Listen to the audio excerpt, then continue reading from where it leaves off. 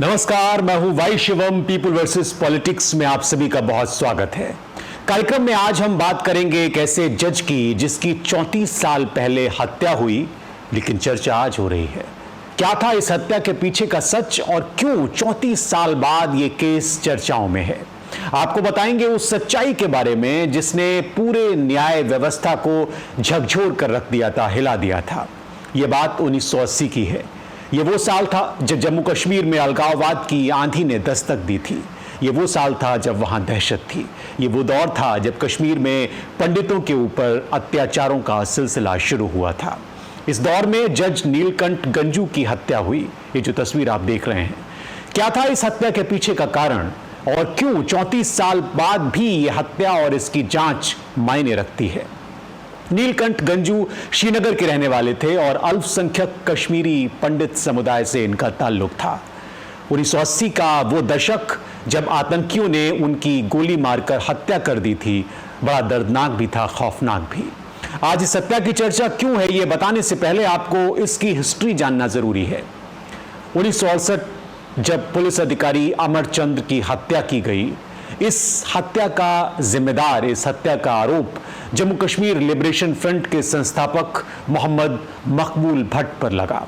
यह मामला जिस कोर्ट में पहुंचा उसके जज थे गंजू।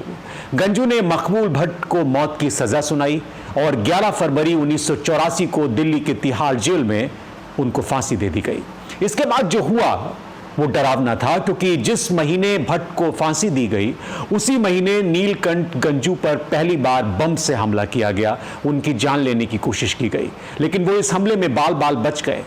हमले के करीब 5 साल बाद 1989 में श्रीनगर में आतंकियों ने गंजू को फिर से निशाना बनाया और गोली मारकर उनकी हत्या कर दी।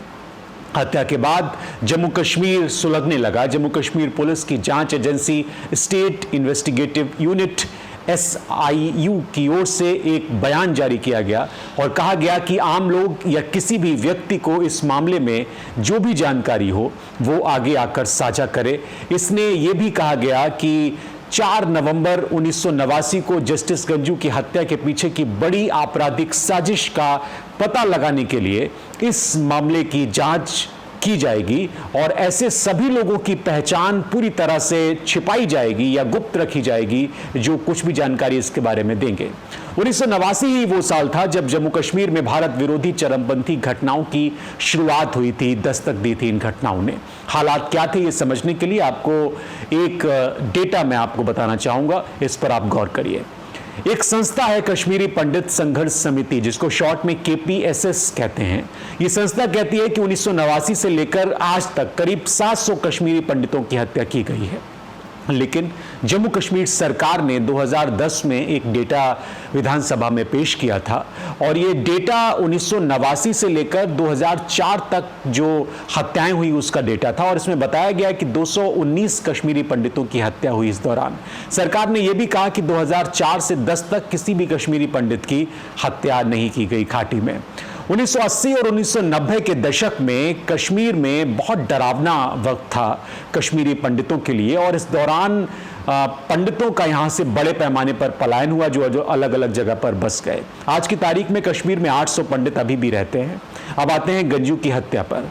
क्यों 34 साल बाद इसकी चर्चा हो रही है? चर्चा इसलिए हो रही है क्योंकि इस मामले को फिर से खोलने और इसकी जांच करने का फैसला सरकार ने किया है।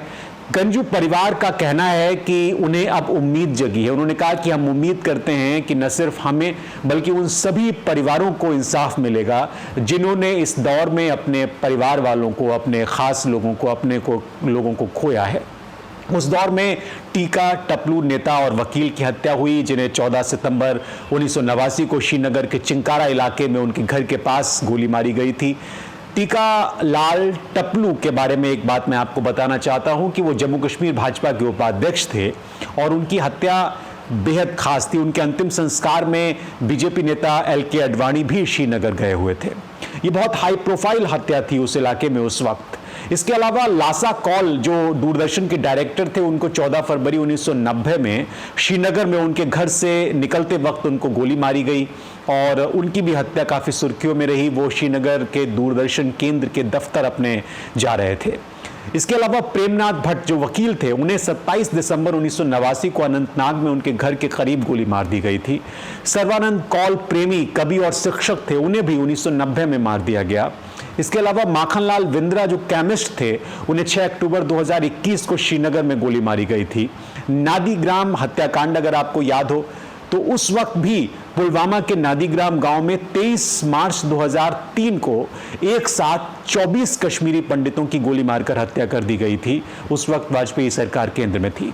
ऐसे में जब बात नीलकंठ गंजू मर्डर केस की हो रही है, उसको दोबारा खोला जा रहा है, तो लोग इसके फैसले का स्वागत कर रहे हैं। लेकिन सवाल यह है कि इतने सालों बाद गड़े मुर्दे क्यों उखाड़े जा रहे हैं? क्या वजह है इसके पीछे? क्या प्लानिंग है? जम्मू कश्मीर पुलिस के डीजी दिलबाग सिंह और एडीजीपी विजय कुमार इस मामले में बहुत कुछ नहीं बता रहे हैं या फिर बात नहीं कर रहे हैं। लेकिन सवाल तो है ही, क्योंकि द कश्मीर फाइल्स अभी हाल ही में रिलीज हुई थी फिल्म, और इसको लेकर बीजेपी वालों ने जिस तरह की उत्सुकता दिखाई, जिस तरह से उसका स्वागत किया और जिस तरह से उनको पॉलिटिकल माइलेज उसका मिला, क्या गंजू हत्याकांड की जांच के पीछे भी उसी तरह की कोई मंशा है? ये जानना बहुत जरूरी है। और इस पर अगर आप कुछ अपनी कमेंट राय रखते हैं तो जरूर कमेंट करके बताएं और मुझे इजाजत दें। फिलहाल आज के कार्यक्रम में इतना ही। लेकिन गंजू की मौत का क्या वर्तमान सियासत से भी कोई ताल्लुक है? ये थोड़ा सोचना समझना जरूरी है। और फिलहाल इस कार्यक्रम में मैं इतना ही आपसे कहूंगा कि आप कमेंट करें, आप लाइक करें, शेयर करें, सब्सक्राइब करें और हमारी मदद करें। हम आपके लिए इस तरह का अच्छा कंटेंट लाते रहेंगे, जिससे आपको कई सारी नई जानकारियां मिलेंगी। आपके सपोर्ट की हमें ज़रूरत है। सब्सक्राइब ज़रूर करें, क्योंकि आपका एक सब्सक्रिप्शन हमें बहुत ताकत देता है।